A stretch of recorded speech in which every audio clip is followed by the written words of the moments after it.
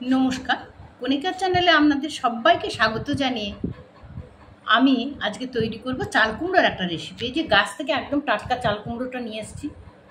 একদম দেখুন, এই যে গায়ের রোঁয়াটা এখনও পর্যন্ত মিলোয়নি, তার মানে এটা নরম আছে।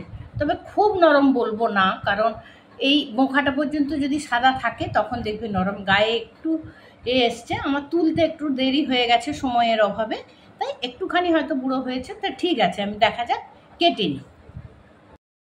আমি আজকে যে রেসিপিটা বানাবো, সেই রেসিপির জন্য কিন্তু চাল কুমড়োর এই যে ছালটা বা খোসাটা একটু মোটা করে ছাড়াতে হবে, আর ভেতরের বীজটা একটুখানি বাদ দিয়ে দিতে হবে। একদম যদি নরম হয় আলাদা ব্যাপার, কিন্তু আমার বীজটা একটুখানি শক্ত আছে, তাই বীজটা আমি বাদ দিয়ে দেবো। মনে রাখবেন, চাল কুমড়ো কিন্তু কেটে ধোবেন না, ধুয়ে তারপরে চাল কুমড়ো কাটবেন। তো আমি এইরকম করে নিয়েছি, আর এই একটা গ্রেটারে করে আমি খুব ভালো করে চাল কুমড়োটাকে ঝুরে নেব। ঠিক এইভাবে দেখুন, গ্রেটারে পুরো কুমড়োটা আমি ঝুরে নিচ্ছি। এই যে দেখুন, পুরো চাল কুমড়োটা ঝুরে ফেলেছি, কতখানি জল বেরিয়েছে। এবার এই কুমড়োটা আমি এই যে একটা পরিষ্কার কাপড়ে এবারে এটা ছেঁকে নেব, আর ভেতরে যতখানি জল আছে সেটা নিজড়ে বের করে দেবো। দেখুন, চাল কুমড়ো তো জলে ভরা, কত জল বেরোচ্ছে এই চাল কুমড়ো। এই জলটা যতটা পারা যাবে ততটা নিজড়ে আমি বের করে দেবো।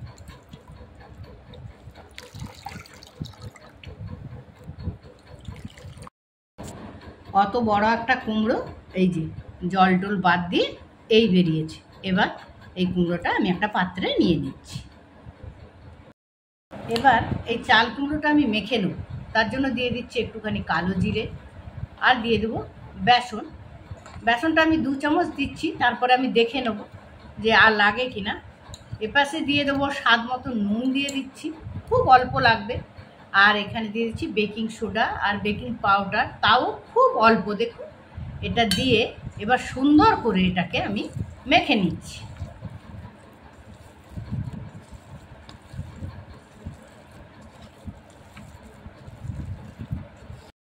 আমার 2 চামচ বেসনেই কিন্তু হয়ে গেছে। এবার সামান্য একটু চিনি আমি দিয়ে দিচ্ছি, এবার সুন্দর করে মেখে নিচ্ছি। চাল কুমড়ো কিন্তু আমার মাখা শেষ। এবার চলুন গ্যাসের দিকে যাই। এবারে তেল গরম হয়ে গেছে, চাল কুমড়োর বড়াগুলো আমি এইরকম করে ভেজে নেব। খুব কড়াও হবে না, আবার একদম হালকাও হবে না, দেখিয়ে দেবো কীরকম ভাজা হবে। তো এইভাবে আমি বড়াগুলো এখন দিয়ে দিচ্ছি। এদিকে গ্যাসে শুকনো খোলাতে আমি একটু জিরে আর একটা শুকনো লঙ্কা ভেজে নিচ্ছি। ঠিক এইভাবে বড়াগুলো আমি ভেজে তুলে নিচ্ছি। বড়াগুলো দেখুন কি সফট হয়েছে, দেখুন প্রচণ্ড সফট। এই বড়াগুলো একদম সেই বিরুলির ডালের যে আমরা দই বড়া করি তার থেকেও অপূর্ব স্বাদ হবে। এটা আমি করব না, আমি বলা হয়নি আপনাদের, আমি করছি চাল কুমড়ো দই বড়া, আর এটা অপূর্ব খেতে। এই যে কি সুন্দর নরম হয়েছে। সব বড়াগুলো এইভাবে আমি ভেজে নিচ্ছি। এইবার কড়াইতে অল্প একটু তেল আছে, এই তেলে একটা শুকনো লঙ্কা দিয়ে দিলাম, একটু রাই সর্ষে দিয়ে দেবো, আর জিরে, গোটা জিরে, রাই সর্ষে, শুকনো লঙ্কা আর কিছু কারি পাতা দিয়ে দিচ্ছি। তরকারি এটা আমি তড়কা একটা তৈরি করে নিলাম। এবার আমি একটা পাত্রে আমুলের 500 গ্রাম প্যাকেট দই নিয়ে নিচ্ছি।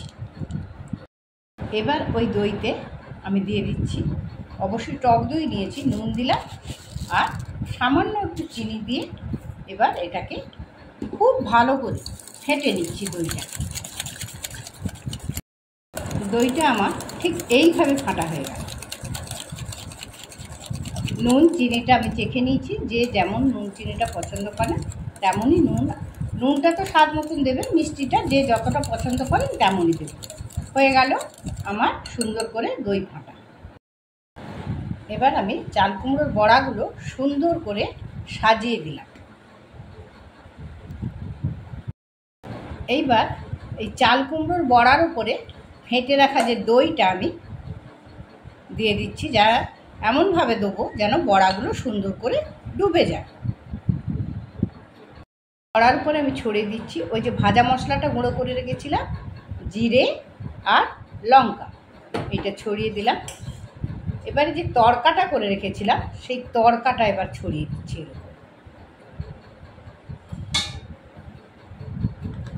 এবারে দিয়ে দিচ্ছি তেঁতুলের চাটনি, খুব সুন্দর করে সাজিয়ে দিলাম।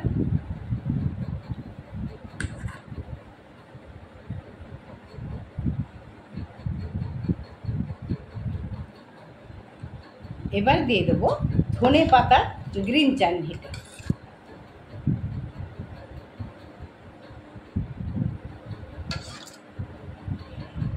চাল কুমড়োর দই বড়া আমি করলাম, আপনারা একবার বানাবেন, এর টেস্ট প্রচণ্ড সুন্দর।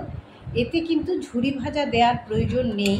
আপনারা যদি মনে করেন যে ঝুরি ভাজা একটু দিলে মুখে কুড়মুড় কুড়মুড় আওয়াজ হবে, তাহলে অবশ্যই আপনারা দিতে পারেন, কিন্তু দেওয়ার দরকার নেই। তো একটু সময় রাখবেন যাতে এর ভেতরে দইয়ের ফ্লেভারটা ঢুকে যায়। আর এর স্বাদ আপনি দেখবেন, আপনি যে বিউলির ডালের দই বড়া করেন তার থেকেও যেন অপূর্ব স্বাদ হবে।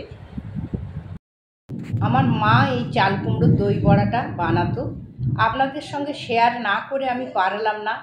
এত দারুণ, এত অদ্ভুত টেস্ট। অবশ্যই আপনারা একবার বাড়িতে বানাবেন। তাহলে সবাইকে নমস্কার জানাই, সবাই ভালো থাকুন, সুন্দর থাকুন। আবার ঝড় বৃষ্টি শুরু হবে, যারা বন্যা কবলিত আছেন তারা সাবধানে থাকুন, সতর্ক থাকুন সবসময়। সবাইকে নমস্কার জানিয়ে আমার রেসিপি আমি এখানেই শেষ করলাম।